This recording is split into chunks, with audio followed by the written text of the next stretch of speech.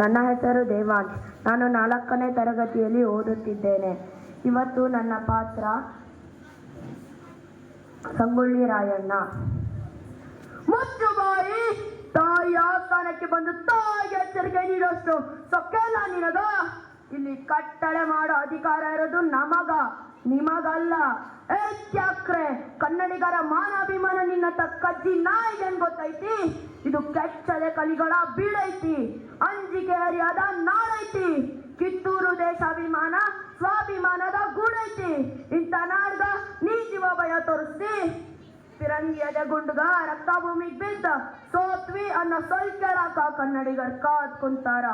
ಕಿತ್ತೂರು ದೇಶ ಸ್ವಾತಂತ್ರ್ಯ ಮಾಡ್ಬೇಕು ಅಂತ ಸಂಕಲ್ಪ ಕಟ್ಟಿರೋ ಗಂಡದ ಗುಂಡಿಗಿರೋ ಗಂಡು ಭೂಮಿ ನಮ್ಮದು. ಈ ಕಣ್ಣಣ್ಣಂದ ಹುಟ್ಟಿರೋ ಮಕ್ಕಳು ದೇಶಕ್ಕೋಸ್ಕರ ಸಾಯಕ್ಕೂ ಸಿದ್ಧರಾಗಿದ್ದಾರ.